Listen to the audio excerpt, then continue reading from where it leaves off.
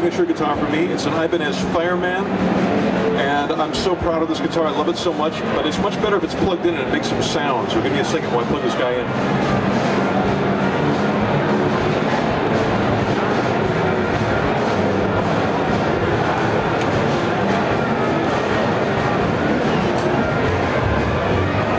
Tubes warm up.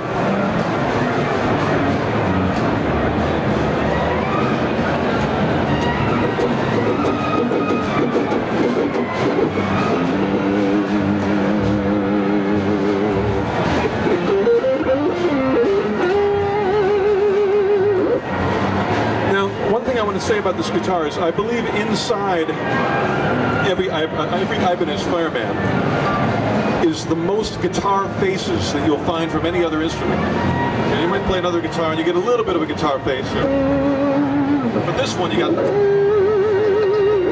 It's going to have such good tones and sounds and feelings coming from this Ibanez guitar. And right now you're seeing the guitar from an excellent place. You're seeing it from this side, and I think it's a beautiful maple top looking thing. But really the best place to observe this guitar is from where I am. And I play my guitar all the time. I'm always practicing, I'm always playing. It's my favorite thing to do in the world. And so when I look at a guitar, I don't look at it the same way that you're looking at it right now. I'm looking at it from here, and I get to see the binding, the maple top, the mahogany back, tall frets, the DiMarzio pickups. I get that view, and that's what I want you to do. Like, after we're done here, this guitar is going to go back on display. If you get a chance, pick it up and look at it how I look at it, which is directly here, and it really inspires me to just play even more and have such a good time. So I'm going to take the first question from Ken, because I know he's got some questions. Lay one on me, Ken. Oh, I got questions. First one would be, tell us about, just walk us through the evolution. I mean, this has been 25 years, and you love to make changes. You love to modify, play. Love to tweak. Yes. All right, so the first signature guitar that I had with Ibanez was the PGM. And that was basically an Ibanez RG, a fantastic guitar. And I put some F-holes on it to try to make it, give it more of the visual flavor of a classical instrument or a jazz instrument. You see F-holes on a cello or a big jazz guitar, and I put that together on a pointy RG guitar. And I really enjoyed that throughout my early Mr. Big days and a lot of Racer X stuff as well. And as time went by, I started to look at some of the other Ibanez models, and I always was a fan of the Ibanez Iceman. That's a guitar that was played by Paul Stanley of Kiss and Rick Nielsen from Cheap Trick, Steve Miller, and a lot of my guitar heroes played the Iceman. I just thought it was the coolest looking guitar. And I had the idea one day, I got a computer, thing we all did in the 90s, and I learned how to use Photoshop, and I grabbed a picture of an Ibanez Iceman, put it in Photoshop, and flipped it upside down. And actually the original Iceman looks kind of like this, without the hole. And I thought, wouldn't it be cool to flip it upside down? And suddenly, a few important things happened. The location of the guitar strap is a lot different than it is on an Iceman.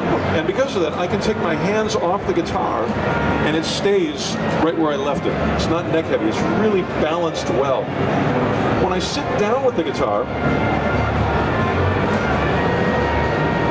this big piece of wood vibrates when I play. That's what music does. Music is vibration. When I play a big, huge note, this whole guitar resonates, and this part especially, I know this sounds crazy, it goes straight to my heart.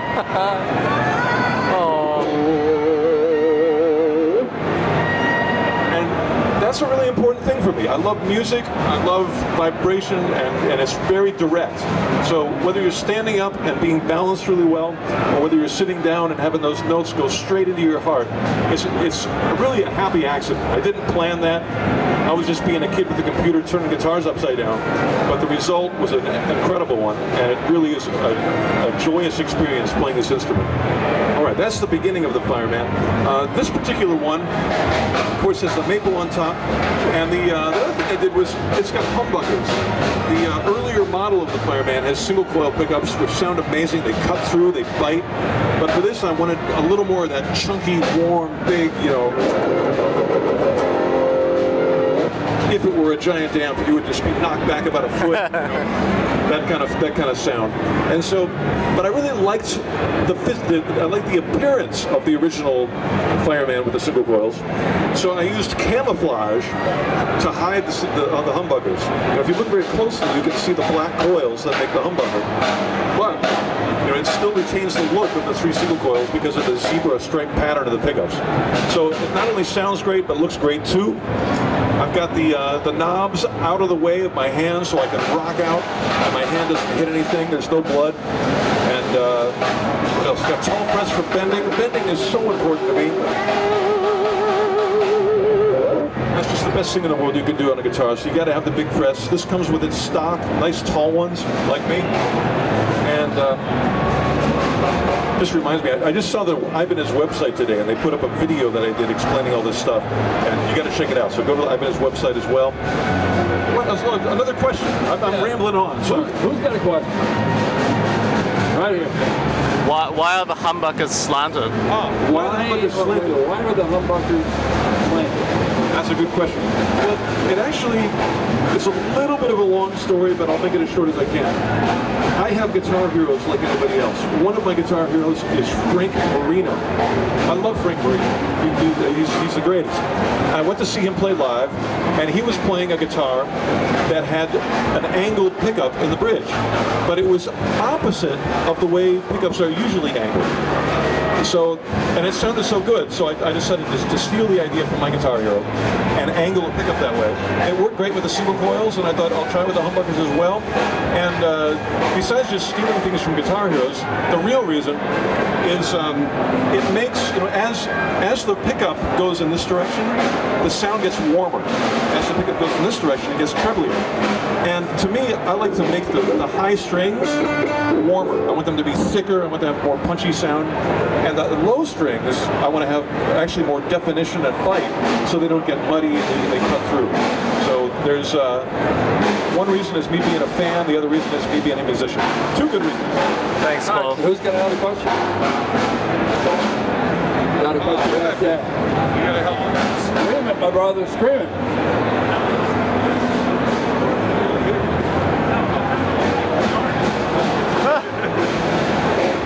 Who's got a real question? I should have asked that question.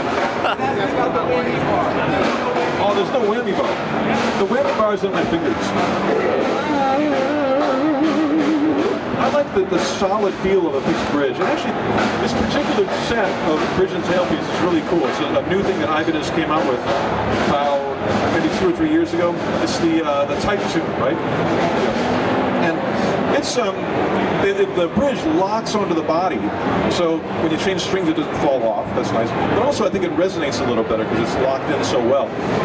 The tailpiece also holds the ball end, so when you change strings, you don't have to keep picking them up off the floor. They stay in the tailpiece, so it makes it easier to change the strings. Another thing is, I mean, I'm a little bit of a guitar designer. You know, I had the idea to turn it upside down. I had the idea to make a cutaway so you could play the high strings, which was sort of an obvious one. But I had the help of incredible guitar designers from Japan, or I should say from Japan, and also from the Ibanez Custom Shop. And they came up with more subtle things that I wouldn't have thought of on my own. For example, the contours on the back make the guitar really comfortable to play. I wouldn't have thought of that. I just would have thought, put a big piece of wood and it'll be fine. But it's really comfortable because of that. And they were able to figure out the binding. That's another new thing, is this guitar has binding. I think that really looks nice from a distance. If you're playing the stadium, the guitar shows up better. And if you're much closer, like I am, just a foot away, it also looks cool. How about those control knobs? The control knobs, the location of your volume and tone control. Yeah. I really like having the controls a little bit further away, because that way I can rock out and I don't bloody my hand. Another thing, I mean, this is not unique to this guitar, but I really like dot inlays. They don't confuse me. If I get a fancy inlay, I start. That's a little too much. I got enough to worry about with all the notes. All right, so again, it's been 25 years of being an Ibanez endorser, having my own model, and I just got to round up every Ibanez person at the booth and give them a hug, because it's an amazing experience. One of the best relationships in my life of any kind, and to have it be with a guitar company, that's really a fantastic thing. It's a dream come true, and if any of you guys are considering being an endorsing artist in the future, definitely check out Ibanez, because the people and the gear, totally top notch. I've just been 100% happy with the stuff since I started using it in the 80s, and I still, you know, this is the coolest one now, so I'm a totally happy guitar player. And that's it. Enjoy your NAMM show. Any last questions? Yeah, I got one more actually. It's probably for all the guitarists here, which I know that you're also into educating guitarists, which you're into educating guitarists. Yeah, he's doing a lot in terms of educating, both formally and informally. As you've been doing that, what is the thing that will make us play like you? Oh, I have a message. I have a very powerful, important message for everybody. This comes from having taught a lot, and it is, please, don't wear your guitar up here. Get it down. Get that guitar down. It's rock and roll. At least, you know, if you play another style of music, that's fine. Or if you play, you know, I mean, everybody's got their own thing. You know, Steve Howe, it's okay. He can wear it up there. But, you know, rock and roll. Come on, get it down there. Here's the secret. Just imagine that you have no clothes on, and you got to cover up the private parts. That's where your guitar should hang. I got all these guys coming in. You know, why can't I do vibrato? It's like your arm's in the wrong place. You gotta put your arm in the air. You know, rock out. I think when I was a kid, which I'm not anymore. I'm turning into an old guy, which is why I'm not talking this way. You know, my heroes were Jimmy Page, and you know the low slung. Guys that made guitar faces, and it's I'm trying to bring that back. You know, I am an educator. I am teaching music, and so much of the part of music is not just the notes, but how you play the notes, the style, the attitude, the rock, and it just makes me want to cry. I love it so much, and part of that is wear that thing low. Do that for me. Will you do that for me? Yeah. Oh, yeah. Thank you, Mr. Polgett, and I want to say thank you from Ibanez for these 25 years, because it's been amazing, and it's an honor to make guitars with you. Thank you so much. Guys, thank you. Check this thing out. It's amazing. The Ibanez FRM250MF 25th anniversary. Rock and roll. Thank you.